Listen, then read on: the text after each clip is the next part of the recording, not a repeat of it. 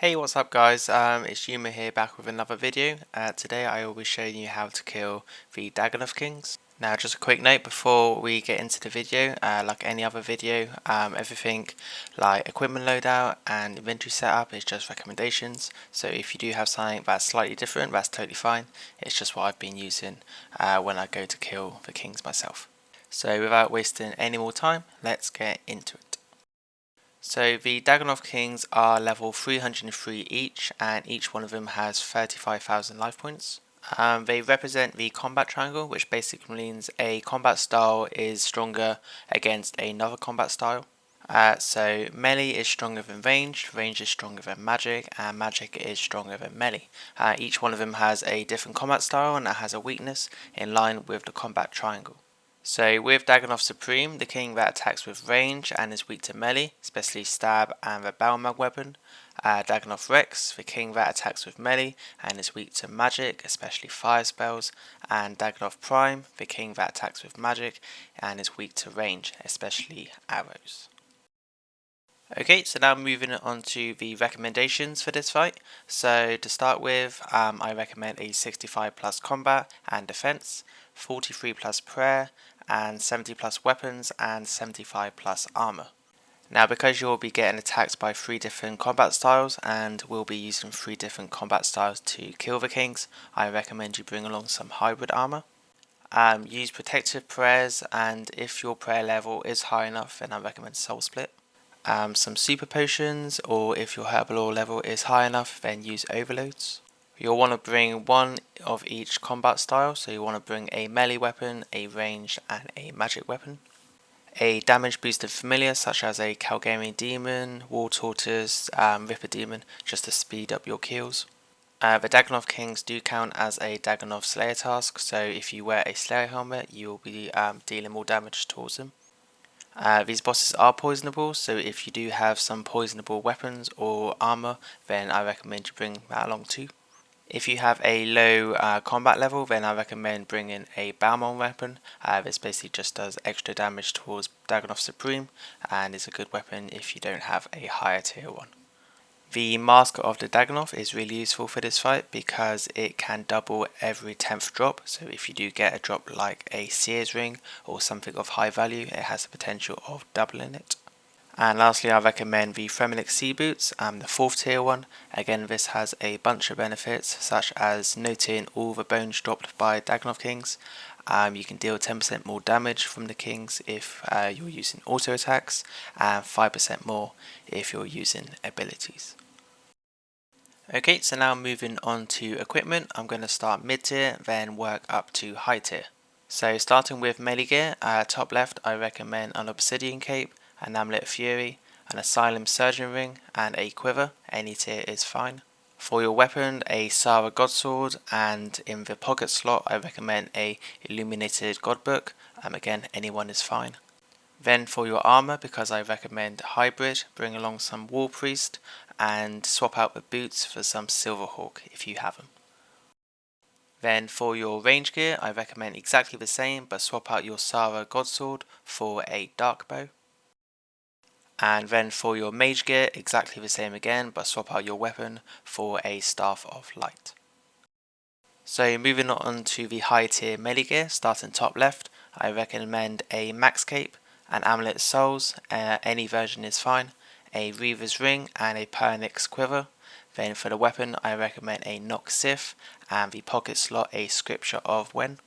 Then because I recommend hybrid armor, bring along some Anima Core of Siliski, so I've gone with the helm, body and legs, but swap out the gloves for Cinderbane and swap out your boots for the Fremenic Sea Boots, the 4th tier ones. For the range gear I recommend exactly the same, but just swap out the weapon for a Nox Bow. And lastly for the mage gear, exactly the same again, but just swap out the weapon for a Nox Staff. Okay, so now moving on to inventory, again I'm going to start mid tier, then work my way up to high tier. So for the mid tier, starting at the top, I recommend some overload flasks. If your herbal ore isn't high enough, then you can bring along some War Master. Some super restore flasks and some food, so I've gone with rocktails. Whichever combat style weapon you have equipped, then bring along the other two in your inventory. So I've gone with the mage and the range, and then I am equipped in the melee one. Your combat familiar, so I've gone with a war tortoise, pouch and scrolls. Magic notepaper is really useful for this fight because you can just start noting all the helmets and all the rings you get. It just saves on inventory space. An enhanced Excalibur for the health bonus. A rune pouch, any tier is fine, just because you'll be using magic. A spring cleaner is just always useful to have on you, and an elven ritual shard, which is basically an Excalibur, but it restores your prayer, not your health. Then for the high tier inventory setup, it's kind of similar, but you want to swap out your overloads for some holy, some super restore flask, and again some food. If you're taking something with weapon poison, then bring along some weapon poison flasks to just increase the damage. Again, a mage and ranged weapon in your inventory, so I'll be equipped in the melee. A combat familiar, so I've gone with a Ripper Demon pouch and then just bring along some scrolls. Again, magic notepaper and enhanced Excalibur, grasping rune pouch, spring cleaner and elven ritual shard. Now, your whole setup for this fight is much more important than the fight itself, because the Dagannoth Kings don't have any mechanics. The whole setup, like your action bar and your loot tab, is just more important and will just help when you're killing this boss. So what I'm showing here is the different action bar bindings. So basically when you switch weapon, it switches the action bar as well, your revolution bar, so you don't have to do it yourself. All you have to do is press the weapon, and even better, if you have the weapon in your revolution bar as a keybind, you could just press a number or letter and it will switch the weapon and it will switch the bar. It will save you a lot of time, and this is just basically how you do it. So you want to go onto your settings, then gameplay, click the action bar binding interface, and then what you want to do is set up your weapons. Now I recommend you bring along some two-handed weapons instead of dual, only because if you bring dual weapons you'll have to click an extra button and it's just a little bit more easier for yourself if you've just got a two-handed weapon. Also, the Dagannoth Kings don't have a lot of health, so DPS isn't too important, just as long as you can keep them down to maybe 2 at a time at most. So everyone's action bar is different and each one has different things on it, but for mine, so what I've done for my melee two-handed, I would press melee two-hand, then for the action bar I would do main action bar, then action bar preset I would set it to 4 because my 4th action bar is my melee one. Then for my second setup I would do range two-hander, then main action bar again, then the preset I would choose is number 3 because the third one is my range one.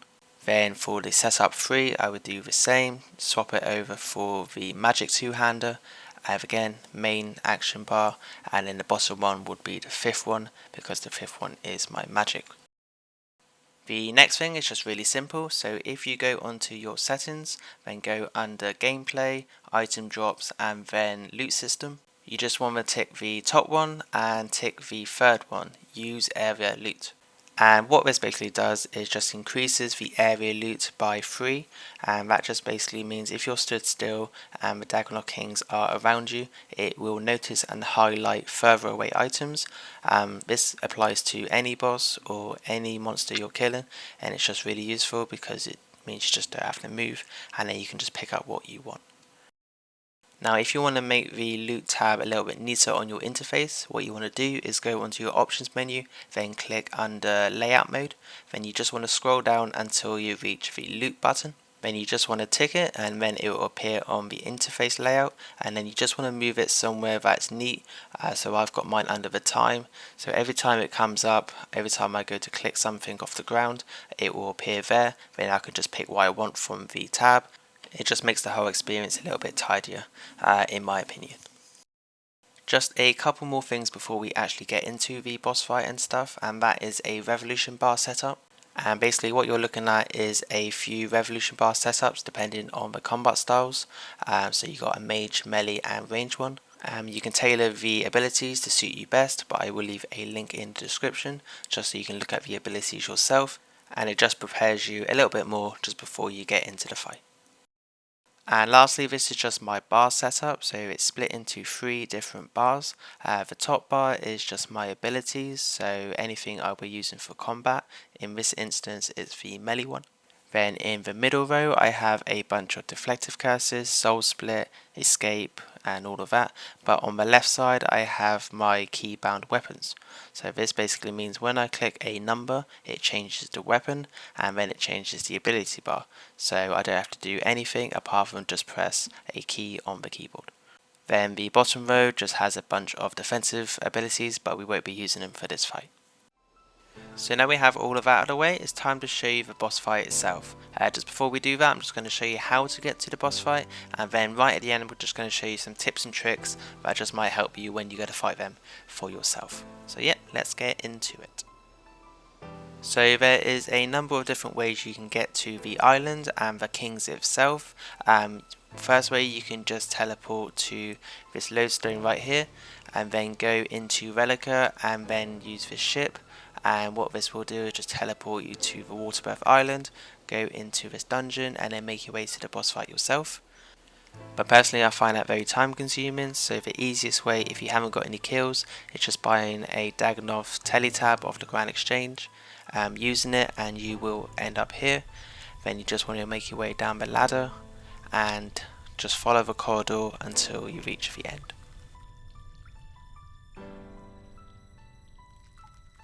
Then once you've made your way all the way down the corridor, you just want to step over this stone or this rock, and the instance is just down this ladder.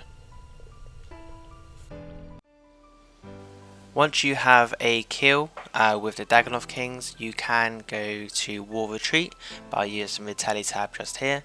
And then once you've made your way there, just go down the stairs, and then you just want to reattune one of these 2 portals, so it's Dagannoth Kings. And then what this basically does is you can just teleport through the portal, and then you will be outside the instance. There will be a small fee, but you only have to pay this once, and then just head your way through, and you end up just outside the ladder. Okay, so once you have all of that out of the way, and now you know how to get to the Dagannoth Kings, it's time to start the boss fight. So what I'm going to do, I'm going to show you how to get there if you haven't got a kill, and that's by using the teleport tab. And then I'm just going to activate my Ripper pouch and then give it some scrolls just in advance, only because the area before the ladder is quite small, so sometimes you won't be able to activate your familiar. Then just make your way down the corridor and then over the rock again. Then when you've made your way to the ladder, you just want to activate your Overload or your War Master, your Weapon Poison if you have it, your Elven Ritual Shard and Excalibur. If you're just starting out, a Vampyrism Aura is really useful. If not, you can use Pendants, and then your Scripture of Ren if you have it, and then your prayers. So once you've got all that sorted out, make your way down the ladder. So the first thing I do when I drop down the ladder is go a little bit north. This sometimes helps you stay away from one of the Dagannoth Kings. Then you just want to wait until they spawn. Then because you have a melee weapon equipped, you want to focus on the Supreme to start with, and then just take the hits from the other 2 until the Supreme is dead. Now this is probably the hardest part of the fight, is dealing with all of them at the same time, but once you've got them down to 1 at a time, it's fairly simple. So after the Supreme is dead, you want to focus on the Prime, and you want to switch your weapon to the ranged one, and you just want to focus on killing that one next. You can take a few extra pieces of food just to get through this bit if you want before the fight. So after Prime is dead, you just want to focus on Rex and swap your weapon to the mage one. Now what you want to do is position yourself 2 spaces east of the Supreme drop. So you just want to position yourself here, and this is where you'll be staying for the rest of the fight. And after the 3rd one is dead, you just want to drop an item, then you just want to pick it up, and this will activate the loot tab. And if you stand here for the rest of the fight, you'll be able to pick up any loot these drop. So what I focus on are the helmets and the bones and the rings. But yeah, this is basically the fight. So I go in a clockwise rotation. You can go in anti-clockwise, whatever you want to do. But I start off with the Supreme because he is closest. Then I move on to the Prime, switch my weapon of course, and then move on to the Rex, switch my weapon again, and just keep doing this until they keep dying. And if your DPS is high enough, you should only be dealing with 1 or 2 Dagannoth Kings at a time. If the next one spawns, the one before shouldn't have that much health left. Just always remember to change your weapon when you're changing Dagannoth Kings. So I'm going to show you what happens if you don't change your weapon when you go to kill another Dag King. So if you're a bit AFK and you've gone and done something else and you haven't changed your weapon, it will look something like this.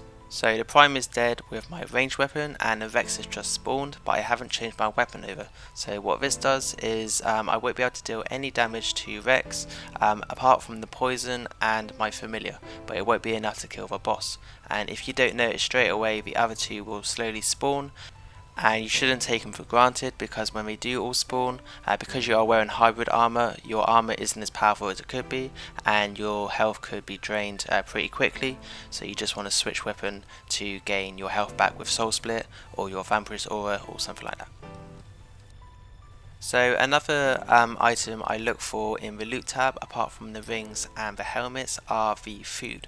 Now every so often the Dag Kings can drop some shark, which can help you if you are a lower level, and it can just keep you in the fight a little bit longer. And personally, if you do have the inventory space for the shark, I would just recommend you fill it up. Then if you did need to use the inventory space for a ring or a helmet, you can just simply eat a piece of food.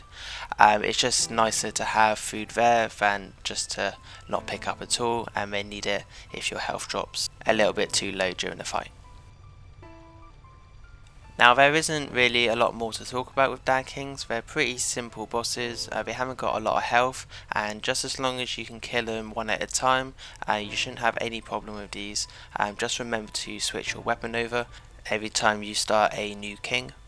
If you don't have the prayer level for Soul Split, you can keybind your deflective curses just like your weapons, so every time you do fight a new king you can just switch to the relevant deflective curse to stop yourself taking as much damage.